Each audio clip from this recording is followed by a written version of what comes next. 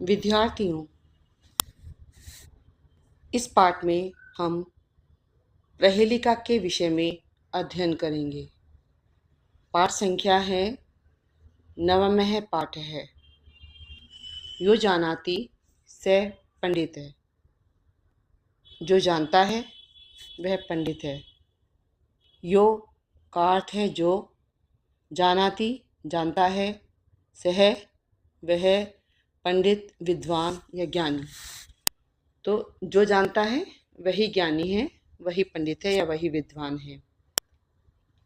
संस्कृत साहित्ये प्रहेलिका नाम विशिष्टम स्थानम अस्ति। इसकी हिंदी है, संस्कृत साहित्य में पहेलियों का विशेष स्थान है। प्रहेलिका आबाल वृद्धम मानसिकम उल्लासम जनयन्ति। पहेलियाँ से बच्चों बूढ़ों में मानसिक उल्लास जन्म लेता है। मानसिक उल्लास की उनकी जो मानसिक क्षमता है वो उससे बढ़ती है, वृद्धि होती है उसमें। बुद्धे तार्किक शक्ति वर्धयन्ति। बुद्धि का अर्थ है बुद्धि की, तार्किक शक्ति तर्क शक्ति, वर्धयन्ति बढ़ती है, बुद्धि की तार्किक शक्ति बढ़ती है। चिंतन क्षमताम विकासयन्ति। चिंतन क्षमता का, जो सोचने की हमारी क्षमता होती है, उसका विकास होता है, क्योंकि प्रश्न उत्तर पूछने से बार बार, जितना भी हम प्रश्न उत्तर बार बार पूछते हैं और उनको जवाब देने के लिए हम कोशिश करते हैं, तो उससे हमारी चिंतन क्षमता का विकास होता है। पूर्वजा नाम कवि नाम बुद्धिमताम कल्पना शक्तिम च दर्शन्ति। पूर्वजों और कवियों की बुद्धिमत्ता, कल्पना शक्ति दर्शन्ति दिखाई देती है।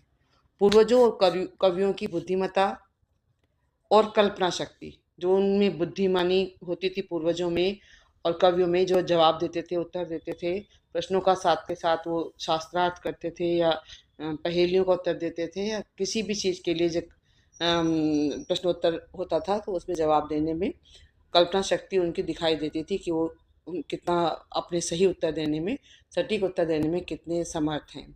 तो यही इसमें हम पढ़ेंगे। तो आज चलिए इस पाठ में दी गई पहेलियों का उत्तर खोजते हैं।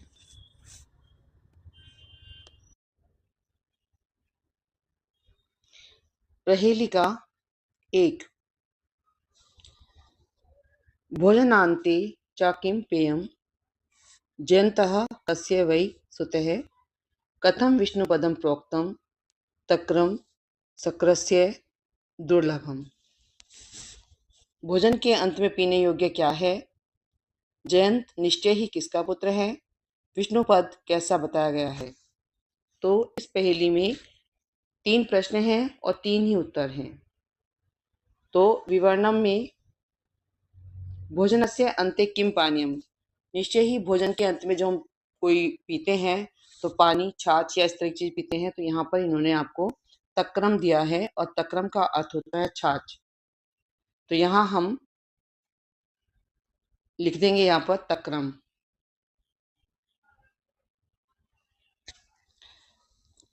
जयंत कस्य पुत्र है। अब दूसरा प्रश्न आता है, कस्य षष्ठी भक्ति एक वचन है और शक्रस्य में भी षष्ठी भक्ति एक वचन है।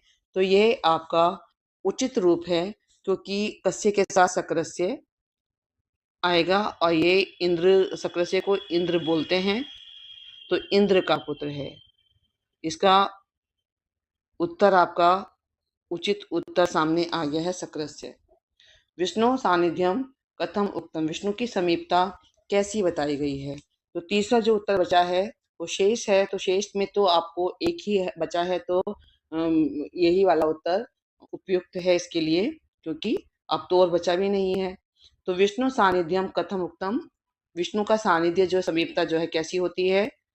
दुर्लभम, दुर्लभम होती है।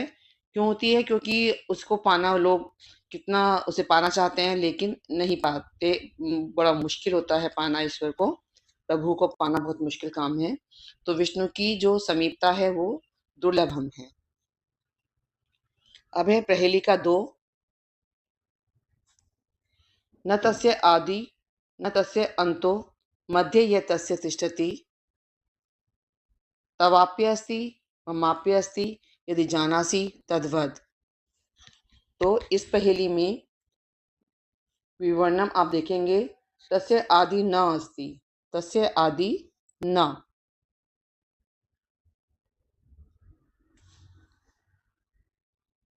तस्य अंत अपि न अस्ति, अंत है वो भी क्या है, न,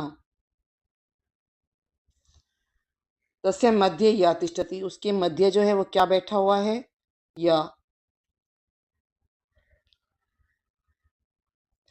तत् तव अपि अस्ति, वह तुम्हारे भी है, मम अपि अस्ति, मेरे भी है, यदि जानासी तत्वद, कि वह आपके भी है और मेरे भी है, तो वह आंख होती है जो सबके होती है, लेकिन हम यहाँ इसे नयन बन गया है आंख के लिए, लेकिन यहाँ हम इसे लिखेंगे नयनम, क्योंकि हमें क्या करना है, संस्कृत है ये, तो संस्कृत में इसे हम नयन को नयनम बोलते हैं।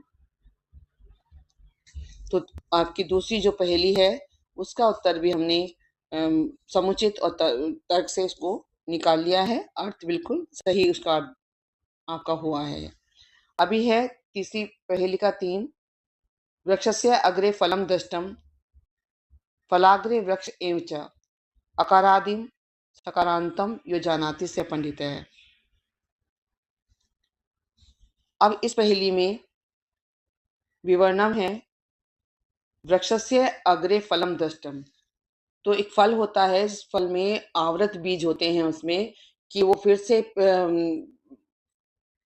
पेड़ के ऊपर फल लगता है, फल के ऊपर फिर पेड़ शुरू हो जाता है, इस तरह से उसको आवृत बीज के नाम से बोला जाता है कि वह फल हम जब खाते हैं तो उसे देखने से हमें पता लग जाता है कि जिस फल की बात इस पहेली में की जा रही है। वृक्ष से अग्रे फलम दृष्टम, वृक्ष के आगे फल देखा है, वृक्ष के आगे फल है, फलस्य अग्रे वृक्ष एव च, फल के आगे वृक्ष ही है,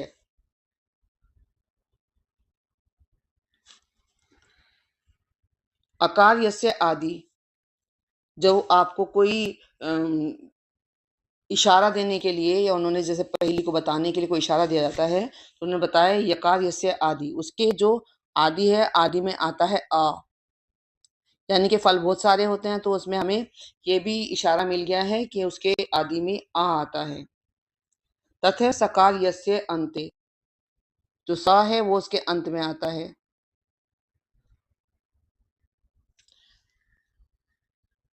तत्पदम ये जानाति से पंडित है, जो इस पद को जानता है वही पंडित है। तो ये जो फल है इसका नाम है अनानस, जो अनानास होता है, संस्कृत में उसे कहते हैं अनानस है। यह वृक्ष के आगे फल होता है इसमें, अगर आप देखेंगे, और फल के आगे वृक्ष ही है, क्योंकि ये अलग तरह का फल है और आवृत बीजी फल कहा जाता है ये। तो यहाँ पर हम इसमें पूर्ण उत्तर को या समुचित उत्तर को भरेंगे, जिसका नाम है अनानस है। पहेली का 4, किमिच्छति नरे काश्याम भूपानाम को रणे हिते को वंद्य है सर्वदेवानाम दियतामेकम उत्तरम। काशी में नर क्या इच्छा करता है, राजाओं को रण में क्या हितकारी है, सभी देवों में कौन वंदनीय है। इस पहेली में 3 प्रश्न इसका हिंदी अनुवाद करके सामने आते हैं, जो अब हम देखेंगे विवरणम में। मनुष्य काश्याम किम इच्छति, तो मनुष्य काशी में क्या इच्छा करता है, वो जाता है मोक्ष पाने के लिए, तो वहां पर मृत्यु कि उसकी जो मृत्यु है वो अच्छे से हो जाए, उसे पाने के लिए हम काशी में माना जाता है, ऐसी जो हमारी धारणा है उसके अनुसार ये बताया गया है। युद्धे महाराजा नाम कहा हित है, युद्ध में महाराजाओं का क्या हित होता है, तो महाराज कहीं भी जाते हैं युद्ध में तो वो जय के लिए जाते हैं, विजय के लिए जाते हैं, कोई भी हार के लिए नहीं जाता है। तो ये जय हो गया आपका। कह सर्व देवानाम वंदनीय, सब देवों में कौन वंदनीय है, तो एक पद में उत्तर दीजिए। अब आपका यहाँ पर मृत्युंजय जो शिव हैं, शिव का नाम है मृत्युंजय।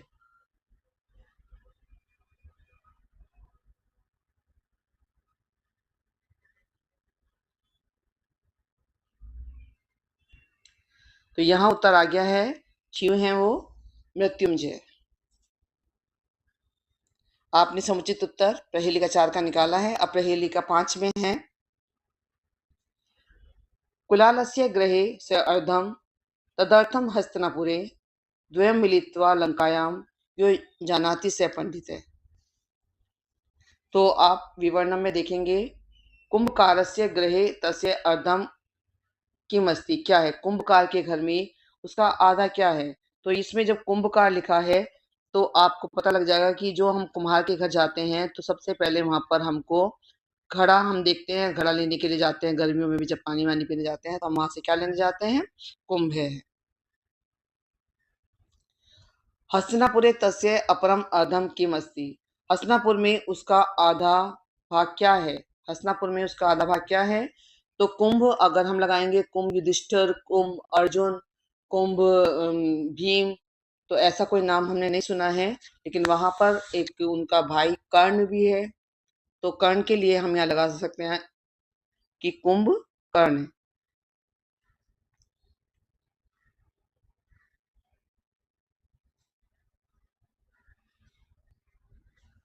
द्वय मिलित्वा पूर्ण रूपम लंकायाम की मस्ती, दोनों को मिलाकर जो लंका में है, तो लंका में रावण अलग है, विभीषण अलग है, लेकिन उनका एक भाई है जो सोता है 6 महीने, 6 महीने जागता है, तो उसका नाम है कुंभकर्ण है। तो हमारा पहेली का उत्तर मिल गया है, कुंभकर्ण है। और संस्कृत में इस पे विसर्ग लगेंगे क्योंकि अकारांत पुल्लिंग है। तो इस तरह से हमने पाठ के अंत में मैं बताना चाहूंगी कि जितनी भी पहेली आपकी थी सारी, आपने सारी पहेली को हमने उचित उत्तर के साथ पूर्ण किया है। अब अगली वीडियो में इस पाठ का अभ्यास कार्य करेंगे।